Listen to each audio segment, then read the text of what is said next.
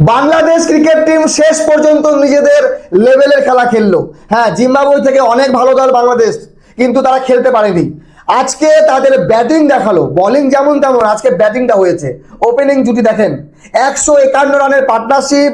সৌম্য সরকার 69 রানে আউট এবং তানজিদ তামিম 94 রানে। একটা সেঞ্চুরি দরকার ছিল। হয় সৌম্য সরকার তো আউট হয়েছে আগেই, কিন্তু তানজিদের সেঞ্চুরি একদম কাছে গিয়ে মাত্র 6 রান পেছনে। সেঞ্চুরিটা হলে তানজিদ তামিমের যে রেকর্ড, সে রেকর্ডে একটা পালক যুক্ত হতো। তো এবার কথা হলো, বাংলাদেশ কোনোভাবেই এই সিরিজ হারের কথাই না, কারণ অস্ট্রেলিয়াকে এর আগে বাংলাদেশ ওডিআই সিরিজ হারিয়েছে। তো অস্ট্রেলিয়ার মতো দলকে সিরিজ হারিয়েছে আর জিম্বাবুয়ের কাছে সিরিজ হারলো, এটা অনেকেই মানতে পারে না। যদিও বাংলাদেশের দর্শক যারা আছে তারা এখন ফুটবল দেখছে, ক্রিকেটে বাংলাদেশ হারছে সেই জন্য কোনো যায় আসে না। কিন্তু যদি আজকের ম্যাচ হারতো, তাহলে বাংলাদেশি প্লেয়াররা যখন ঢাকায় নামতো তখন কি হতো? সম্মান বেঁচে গেছে, আর এটাও দরকার ছিল বাংলাদেশের জন্য কামব্যাক। তো এরপরে টি-20 সিরিজ শুরু হবে, সেদিন কি করবে বাংলাদেশ সেটা দেখার বিষয়। 3 ম্যাচের টি-20 সিরিজ, আশা করি টি-20তে ভালো কিছু করবে, কারণ টেস্টে তো জঘন্য পারফরমেন্স দিয়েছে জিম্বাবুয়ের কাছে, আর ওয়ানডেতে হারলো। প্রথম ম্যাচের ওই জয়টা যদি বাংলাদেশ পেত, 142 টার্গেট করতে পারেনি। চলেন আজকের ম্যাচের কথা বলি। টসে জিতে বাংলাদেশ আজকেও বোলিং করার সিদ্ধান্ত নেয়। দুর্দান্ত বোলিং করেছে শরীফুল, 10 ওভারে 44 রান দিয়ে 4 উইকেট। তাসকিন আহমেদ 10 ওভারে 32 রান দিয়ে 2 উইকেট, যার ভেতরে 4 ওভার মেডেন। চিন্তা করেন, তানভীর ইসলাম নিয়েছে 10 ওভারে 37 রান দিয়ে 2 উইকেট এবং সাইফুদ্দিন 1 উইকেট পেয়েছে। জিম্বাবুয়ের ব্যাটসম্যানরা খুব একটা ভালো করতে পারেনি। 108 রানে জিম্বাবুয়ের 6 উইকেট চলে যায়। মাধাবীরা 75 এবং শেষের দিকে ইভান্স 50 রান করে। তো 199 রানে অল আউট হয়ে যায় 48 ওভার 1 বলে।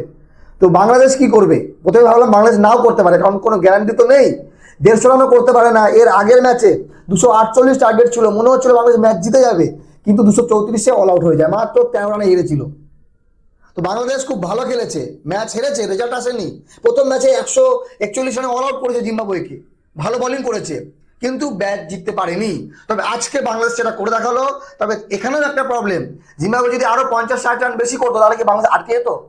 কারণ 151 রানে বাংলাদেশের 1 উইকেট, 197 রানে 1 উইকেট, পরপর ওই 197 রানে 2 উইকেট চলে যায়।